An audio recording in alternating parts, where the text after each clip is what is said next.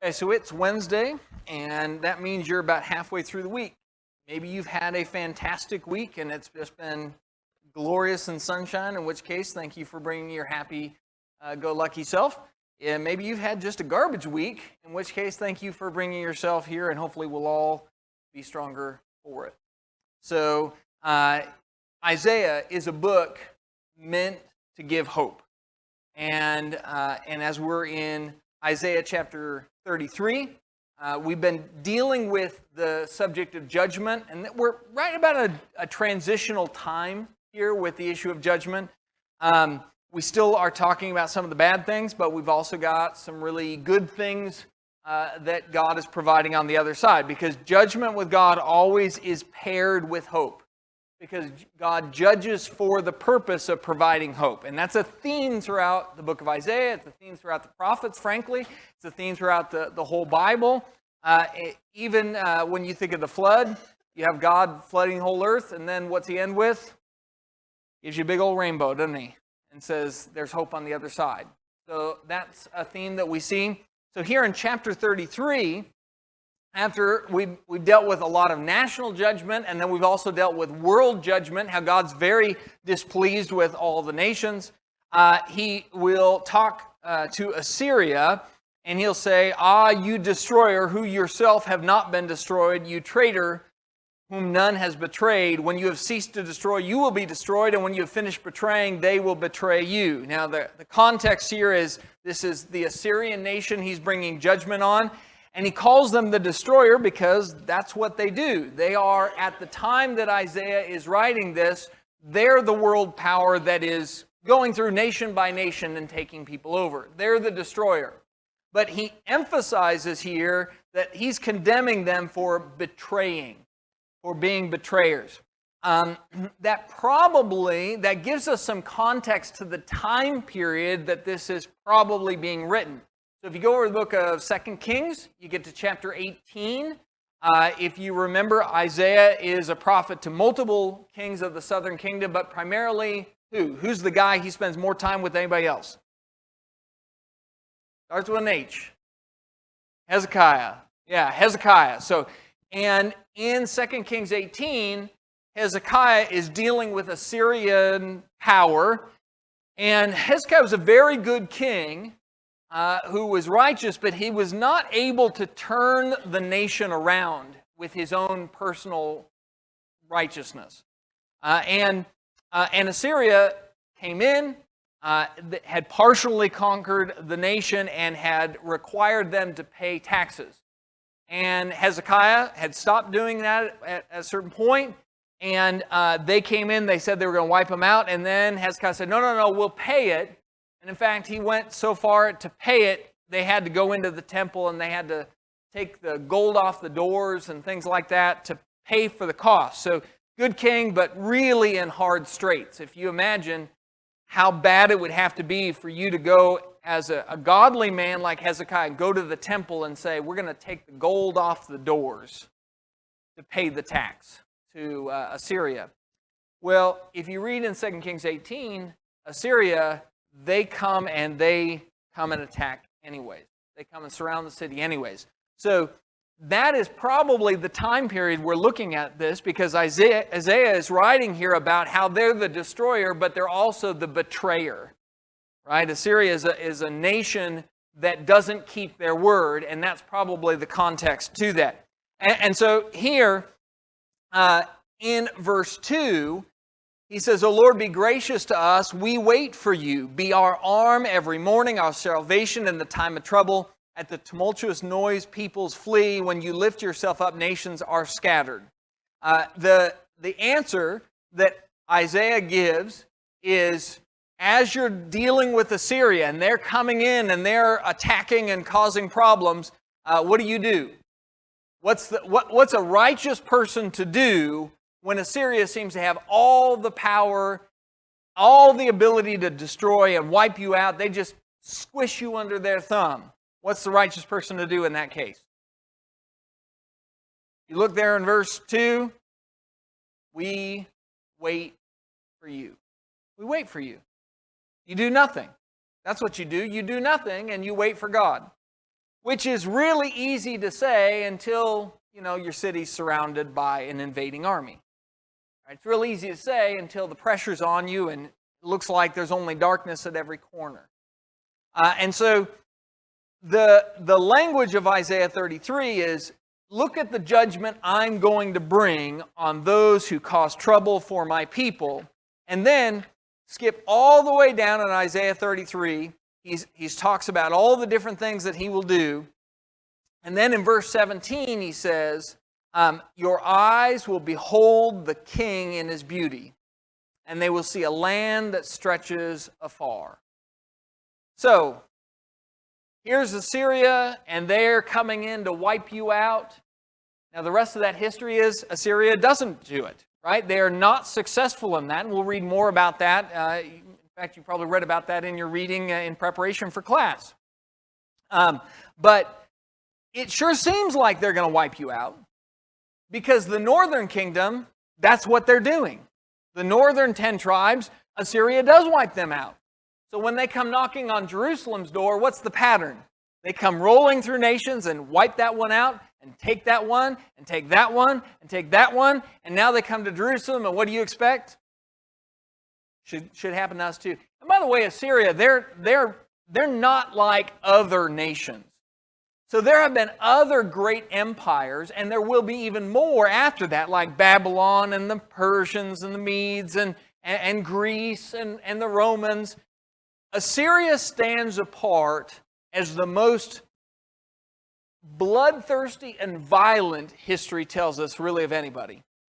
They had a habit of going into a city, they'd wipe the city out, and then they'd stack the heads, stack the skulls. They make a big tower out of it, like it's a game. Stack them outside the city so everybody who went by that city could see that's how tough we are. We don't just win, we destroy. So now they're at your gates, and you have every expectation that they would do the same thing to you. And they're saying that, by the way, too. They're saying our gods are stronger than your God. But verse 17 says, your eyes will behold the king in his beauty. They will see a land that stretches afar.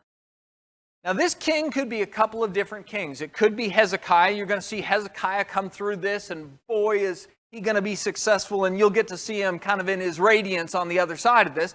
That could be Hezekiah. I don't think it is. But that is true. Hezekiah will get through this. He's going to bring his concerns of Assyria to God, and God's going to save the nation, and they're going to get through this thing, and he's going to still be king.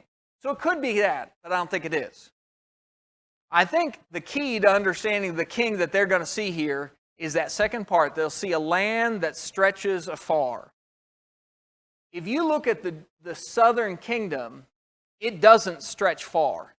In fact, it's never again going to stretch far. They're going to go into Babylonian captivity eventually. They're not going to get bigger. When they come back from captivity after 70 years, they're still going to be like a small pocket. And they're never going to be a big, big country ever again. They're never going to go from sea to sea and cover the ends of the earth. What nation is going to do that? That's going to be the church. In chapter 33, the king he's talking about there, that you'll see this king, and you're going to see him in his beauty, in his glory, in his awesome power. And contrast that to Assyria, that is so terrifying, the destroyer and the betrayer. You're going to have a king who doesn't destroy but builds, who never betrays, is always truthful and honest, and his kingdom will stretch all over the world. You're looking for a couple of other verses to compare chapter 33, 17 to. Zechariah 9:10 talks about the kingdom that will go from sea to sea and ends of the earth. Psalm 72, verse 8 says the same idea. So there's a pattern there of when speaking about Jesus' kingdom, it will be one that fills the whole earth. And again, we go back to that language of places like Isaiah 2. It's the great mountain, and all the nations will flow to it. That's what the church is. So in the midst of judgment, there's hope. How could this possibly turn out for good? That's what I want you to see with Isaiah. They are at the weakest and darkest and most painful, hopeless time. And Hezekiah is a good king. And it just looks like at every corner, there's nothing but destruction. And what God is telling him is, you think there's no way out. But I have a way out. And in fact, I'm going to make it all happen because I have a king I need you to see. Now, you and I, we don't live in Hezekiah's time, but I do think there's some lessons there. There's some lessons about how God works. Any questions or thoughts before we move to chapter 34? Okay, so chapter 34, starting in verse 1 and 2, we go back to talking about the judgment that God has against the nations. Draw near, O nations, to hear. Give attention, O peoples. Let the earth hear and all that fills it, the world and all that comes from it. For the Lord is enraged against all the nations and furious against all their host. He's devoted them to destruction, has given them over for slaughter.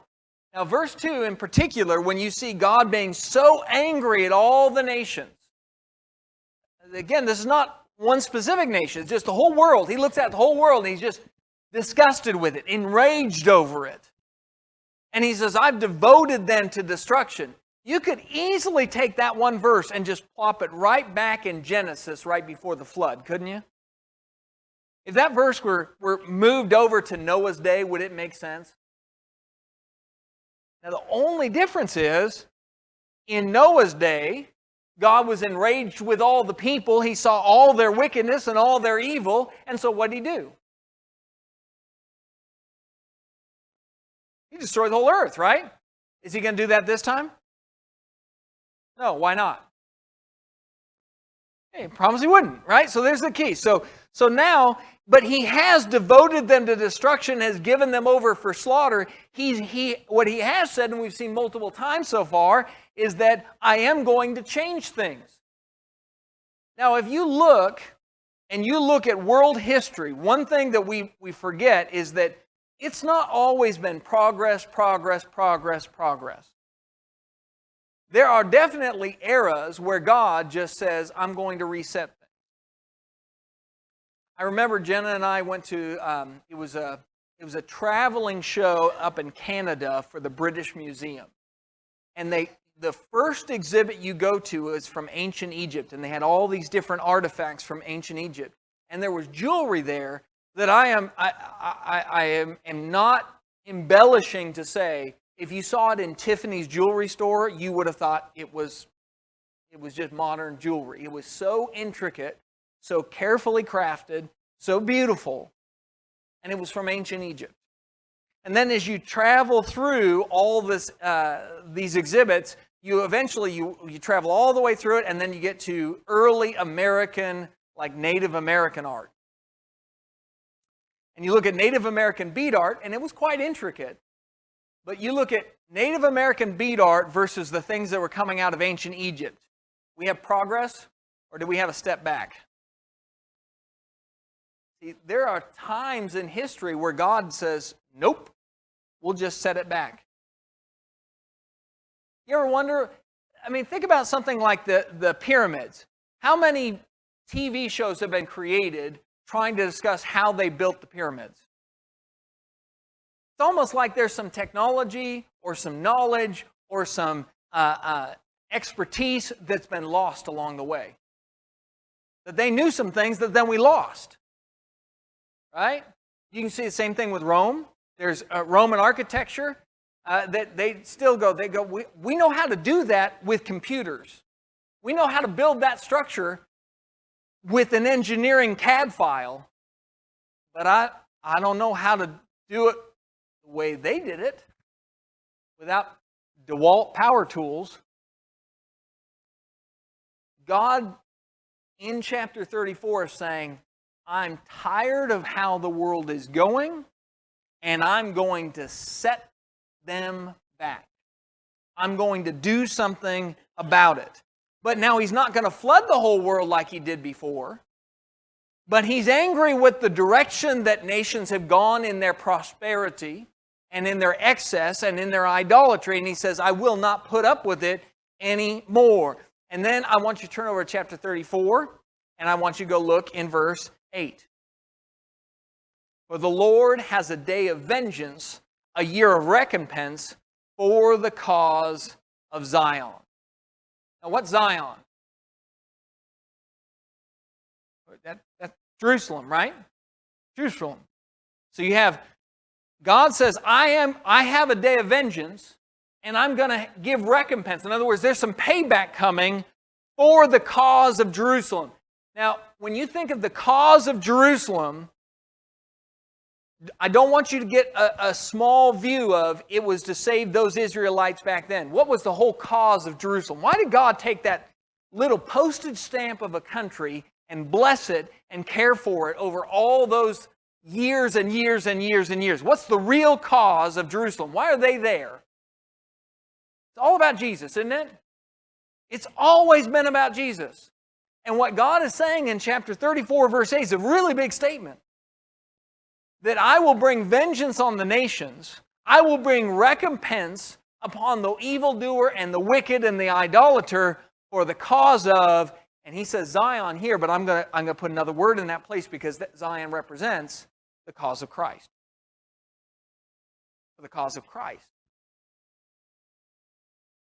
So now you get to a point, America gets to a point that says, okay, we're going to continue to serve idols. We may not carve them like they did in the book of Isaiah, but we'll make them in our hearts. And we're going to serve idols, and we're going to turn to wickedness, and we're going to make our own strength our God. And it just chooses that path. And it just gets worse and worse and harder for Christians and harder to be a Christian. You get to a point where you feel like Lot did, where just vexed in your heart by the things that you see. What's God going to do? Yeah, He'll fix it, won't He? He'll take care of it. There's going to be a day of vengeance. Now, is that day when we get to pick? Nope. It'll be He does the picking. But God will correct. That's what I want you to see. Isaiah says God corrects. He corrects the nations for the cause of Christ. And it's always been that way. And when you read the prophets, you never read the news the same again. Because when you read the prophets, you realize that God doesn't just work in the lives of men, He works in the lives of kingdoms, of nations, of empires, and He moves them as He sees fit. And so when it comes to a point where it's not doing good for Him anymore, where He looks down and says this is unacceptable, and His rage reaches a boiling over point, of which Isaiah talks about that idea with God, where he sits in the heavens and his blade finally gets hungry enough. And He brings it down. When that happens, it happens. And there's no change in the course. But as Christians, what you do is really all we read about, and we go back to chapter 33.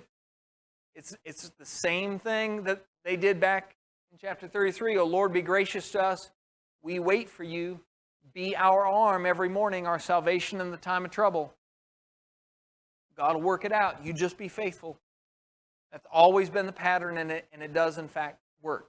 But that idea that God has a day of recompense, a day of vengeance for the cause of Zion is a big, big verse central to some of the major themes of Isaiah. Anybody have any thoughts or comments or anything like that?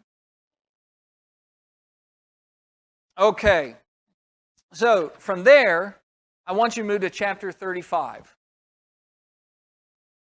The wilderness and the dry land shall be glad. The desert shall rejoice and blossom like the crocus. It shall blossom abundantly and rejoice with joy and singing. The glory of Lebanon shall be given to it, the majesty of Carmel and Sharon. There is this phenomenon in deserts that happens every once in a while. And it's a beautiful thing. And I think God has done this to point out so that we can kind of connect some things as we look at the natural world and connect it to God. if you go to a wilderness and you go to a desert, cactus and many of the plants, they just look barren and prickly and deserted, and it just looks like it's a place where there would be no life. But every once in a while, in deserts, they have, and they call it a super bloom. And just all of a sudden, rain will come through and just everything blooms.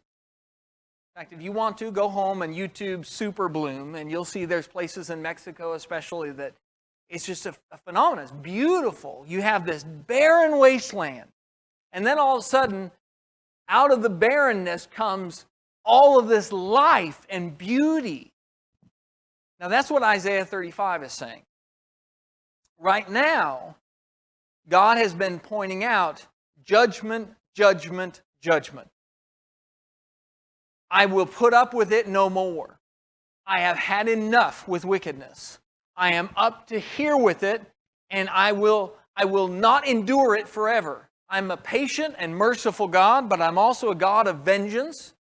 I mean, we talk about not having vengeance, but the actual verse is, vengeance is mine. He says, I'm going to take that. Vengeance is mine. You don't get to do it. But He absolutely does. And so the passages we've been reading have been about that, but now you move to chapter 35, and there's this turn that happens, where He says, I've been telling you how I'm going to make everything barren, but what's going to come out of the barren wilderness? You're going to have life, right? There will be blossoming. The crocus will bloom. There will be rejoicing and abundant blossoming and life. The glory of Lebanon shall be given to it, the majesty of Carmel and Sharon. Now, these are places that are surrounding and that are known for their beauty, and He says, all of that beauty from outside will be brought in.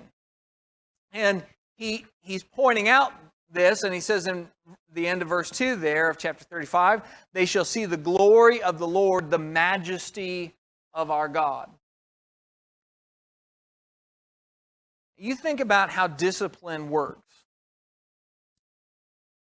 9/11 was a horrible time for those who remember it. But one of the things that I remember that came right after it was even on the late night talk shows they were singing God Bless America. Anybody remember that? Like celebrities, people who are in no way godly at all. In fact, they probably went right home and went right back to their old ways. But there was a moment in America during that time when everybody said we need to get back to who we are. The discipline can sometimes lead to those moments. And what He's saying in chapter 35 is all of this discipline that I've been telling you about, all of this making places barren, the wasteland. He's talked about Edom being destroyed and Assyria being destroyed and all of these countries around Him being destroyed. And eventually He says, I'm talking to you too. You will be destroyed for your idolatry. But I'm doing it so that life can come out of that wilderness. And so there's, down in verse 8, here, of course, this is my struggle. We're going to get to verse 8, but if you look in verse 5 and verse 6, the eyes of the blind shall be opened, the ears of the deaf unstopped, the lame man will leap like a deer, and the tongue of the mute sing for joy. When Jesus walked this earth, what happened? Remember when John the Baptist sent word to Jesus? Are you the Christ, or are we waiting for somebody else? He had a moment of doubt there. Anybody remember what Jesus' answer was? You go back and tell John. What do you tell him? Yeah, the blind receive their sight, don't they? The lame walk, or have the gospel preached to them. Each of these things that you're seeing here are things that happen when the King comes in His beauty and His nation stretches afar. And then you get down to verse 8, and He says, and a highway shall be there, and it shall be called the Way of Holiness, and the unclean shall not pass over it. It shall belong to those who walk on the way, Even if they are fools, they shall not go astray. No lion shall be there, nor shall any ravenous beast come upon it. They shall not be found there. But the redeemed shall walk there, and the ransom of the Lord shall return and come to Zion with singing. Everlasting joy shall be upon their heads. They shall obtain gladness and joy, and sorrow and sighing shall flee away. There's a lot in that passage, but it starts with this idea of there's going to be a highway in Jerusalem, a highway in the land. Now, when we think about a highway, when they build a highway, why do they build a highway? What's the difference between a normal road and a highway? What? Quicker. Yeah, it's going to get you there quicker. Anything else?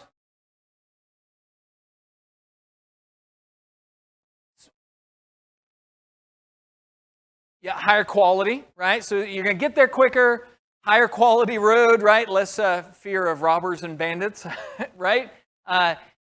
It holds more traffic, typically, right? We go, oh man, we can't use these back roads anymore. We need a highway to hold all the people. The idea of a highway here is all of those things.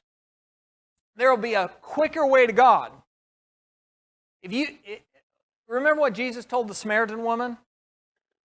There's a time coming where those who worship God will worship Him in spirit and truth, and where are they going to do it from? Where you got to be to worship God? Wherever you are, wherever you want to be. Anybody can do. You don't have to make some pilgrimage to Jerusalem to do it.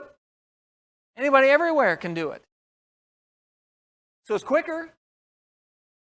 It's certainly safer too, right? Because the blood of bulls and goats, how much did that actually save you? Right? That didn't work. And then it welcomes all, right? You're back to Isaiah 2, all the nations shall flow. So this highway of holiness, and he says it shall be called the way of holiness, and I think there's allusion to that Jesus makes in John 14:6 when he says, I am the way. I'm the way. And you notice some of the things he's talking about here. When you have the understanding like we do, and you can move all the way over to the New Testament, and you talk about, and you say, oh, this highway, that's Jesus is the highway. He's the path. Well, the unclean shall not pass over it. Well, that makes sense then. Because in Judaism, you had clean and unclean, didn't you? In fact, you could be a clean Jew, and then tomorrow you could be an unclean Jew. Are there unclean Christians?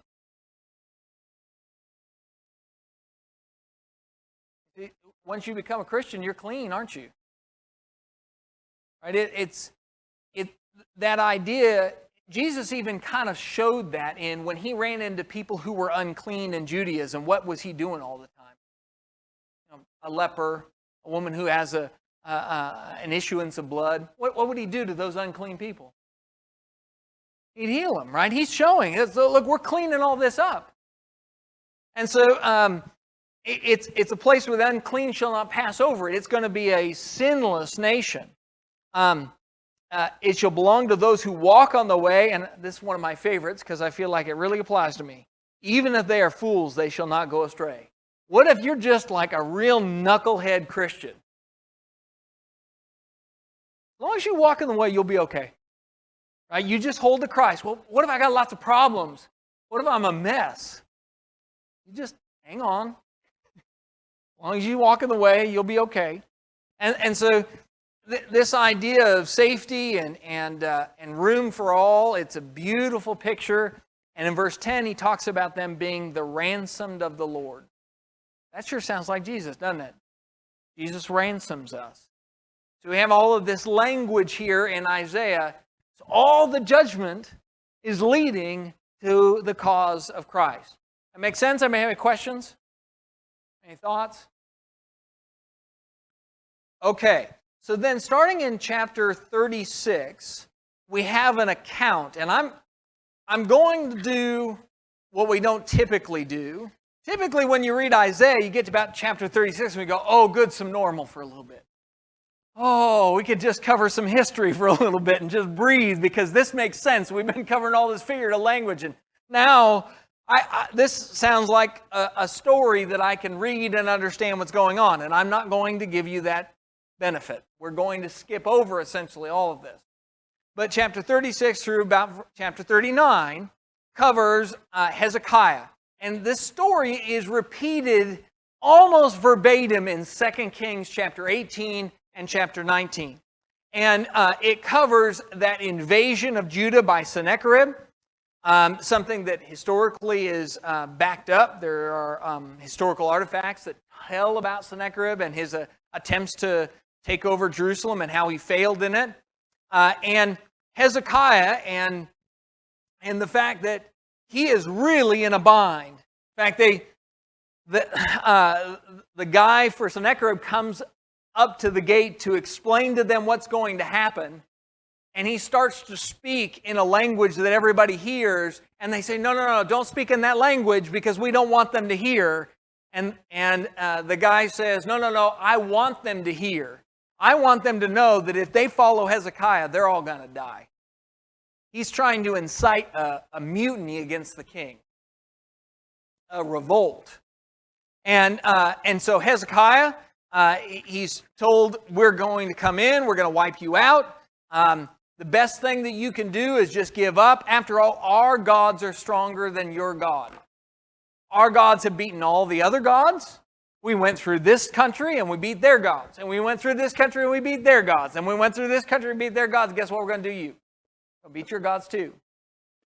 That's kind of where he went wrong. Right? Because there's another guy who shook his fist at the gods of Israel. And then there was a guy with a stone and a sling who fixed that. Right? If you remember, that was what Goliath said. Same sort of thing. So Hezekiah in chapter 37, he'll go rushing for Isaiah, and then he'll go, and in chapter 37, down in verse 14, Hezekiah received the letter from the hand of the messengers. He read it, and he went to the house of the Lord, and he spread it before the Lord. So here's the surrender document. Here's the contract. You surrender, you give up, this is what happens. And he brings the letter, and he just lays it out on the ground and says, God, this is it. What are you going to do about it? Because I can't do anything about it. This guy's a good guy, smart guy. Right? When you've got a problem you can't fix, you go and you bring it before God. Well, of course, God does, in fact, bring it and fix the problem. And so then Sennacherib will go back, and in chapter 37, verse 36, the angel of the Lord went out to the encampment around of all the Assyrian army, and he struck down 185,000 in the camp of the Assyrians. And when the people arose early in the morning, behold, these were all dead bodies. And Sennacherib, king of Assyria, departed and returned home and lived at Nineveh. And as he was worshiping in the house of Nisroch, his god, Adremelech, and Sharezer, his son, struck him down with the sword. And after they escaped in the land of Ararat, Esarhaddon, his son, reigned in his place. So how on earth are you going to deal with Sennacherib if you are Hezekiah?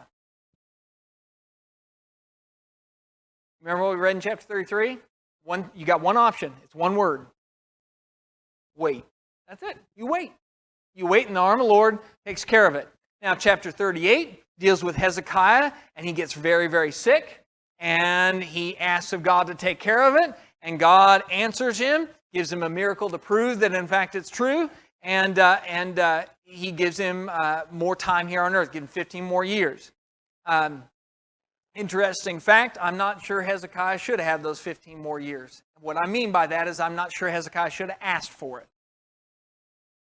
Hezekiah's going to have a son born in those 15 years, and he's going to become the next king. Anybody know who's the next king after Hezekiah? Manasseh. Good king or bad king? Bad king, the worst of worst. That son was born during the extra time that Hezekiah got. Sometimes extra time's not a blessing. Just something to ponder. It's a funny thing. Find what we want may not be what's best. But he asked God of it, and God gave it. And I'm not disagreeing with God's decision. I'm just pondering over Hezekiah's request. And so Hezekiah then goes to live on. And then in chapter 39, another thing happens. And this, by the way, happens during the extra time he gets. Right? Hezekiah has this chance to have some ambassadors from this little country named Babylon. And they come in, and he shows them everything around Jerusalem. Show them the best of the best. He shows off. Look at this, and look at that, and look at all these things. And as they're leaving, Isaiah comes up to Hezekiah, and he says, who was that? What did you show them? Oh, he said, I showed them everything. I showed them all of it. Isaiah says, well, this is what's going to happen. All that they saw, they're going to get. They're going to get all of it. And so now Assyria has been defeated. Right? He turned to God, and Assyria is defeated. But now we know the real enemy that they have to deal with is Babylon. It won't happen in Hezekiah's lifetime, but it will happen. Yeah.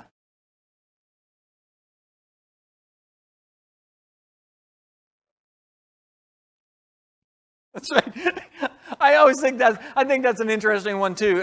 What Perry pointing out is down at the very end in verse 8, after Isaiah says what's going to happen, his final bit is Hezekiah says there will be peace and security in my days. In other words, I guess I won't live to see it, so not my problem. Yeah. So and in truth, it isn't his problem. He won't have to see it. But again, with Hezekiah, another thing to be, I guess, fair to him is Babylon going to come in and take them captive purely because Hezekiah showed those ambassadors everything? I don't think so. I think that's the straw that breaks the camel's back, so to speak. That's something he did, and God is rebuking him for it. But Babylon is coming in because of idolatry. Is coming in because of the wickedness of the nation, because Hezekiah, being a righteous man, does not represent the whole nation being righteous.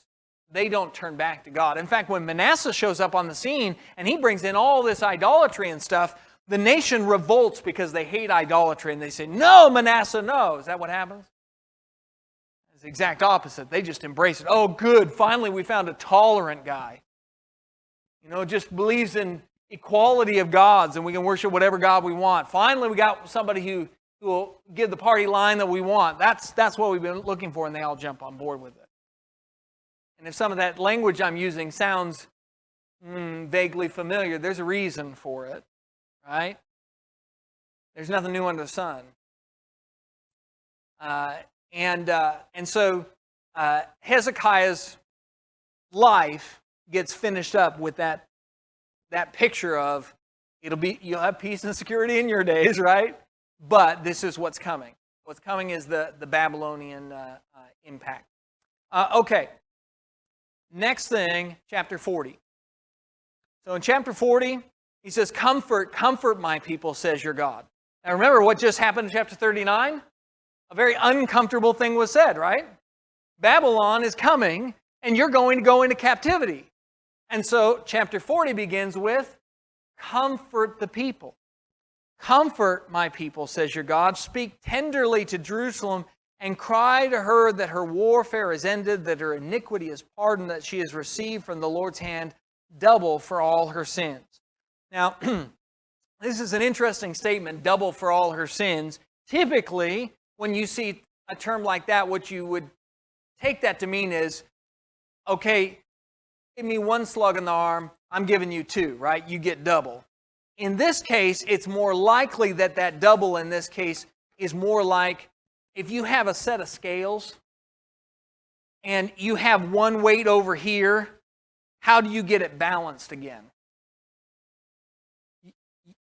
You have to double it. Yeah, you have to put an equal weight on this side, so you double it. What I think is being said here in Isaiah 40 is, comfort the people. Babylon's going to come. We've been talking about all this bad stuff, but remember, what God is doing is He's balancing it out. He's not wiping you out. He's going to handle the sins, but He's going to balance things back out again. He's correcting you till the scales are balanced. Because otherwise, it's hard to make sense out of the comfort my people, they're going to get double for her sins. If it means you get double punishment. So it's likely more of a God is equaling this out. Is he bringing vengeance? Yes. Is he going to bring judgment? Yes. Until it's balanced, and his final hope is to get them to a point where they are comforted, their iniquity is pardoned, and verse 3 happens. A voice cries in the wilderness, prepare the way of the Lord, make straight in the desert a highway for our God. Who is that? John the Baptist, isn't it? We know it, right? You notice the verse I have up there is what we just read, but it's in Luke. And so here, comfort my people, the ultimate goal is we're going to balance some of this stuff out. We're going to drive idolatry out of the Israelite nation. We're going to deal with all of this sin and wickedness because chapter 40 begins a section that deals with the issue of idolatry and how dumb it is. How absolutely ludicrous it is to make a god out of a piece of wood and then worship that god. And then when he starts to tip over, you put a wedge underneath him so he doesn't fall over. And then you say, oh, hail to you. It's dumb. We're going to drive that out of you as a nation, but then you are going to have a voice that cries to you, make paths straight for the Lord. His glory is coming. In verse 5, the glory of the Lord shall be revealed, and all flesh shall see it together, for the mouth of the Lord has spoken. Now, if you look over at the account in Luke chapter 3, when this verse is quoted, it quotes all those things, but instead of saying the glory of the Lord, you know what word it says instead of glory? Salvation. The salvation of the Lord will be seen. The thing that's glorious about the Lord that John the Baptist comes preaching is that He's here to save. And all the people will see it from afar. He's a God that saves, and that's a glorious thing. So that's where we'll pick up. Chapter 40 is that pattern of here is God, and He is putting you through judgment so that eventually He can come and send His Son, make straight paths, and cry, salvation, salvation, come, for salvation is near. Okay, anybody have any thoughts or comments before we close down? Okay, so the reading for next week, Isaiah 41 through 50. We're going to touch on some of the stuff we didn't get a chance to in chapter 40, so you might want to lump that in there just for extra credit. Otherwise, thanks for class.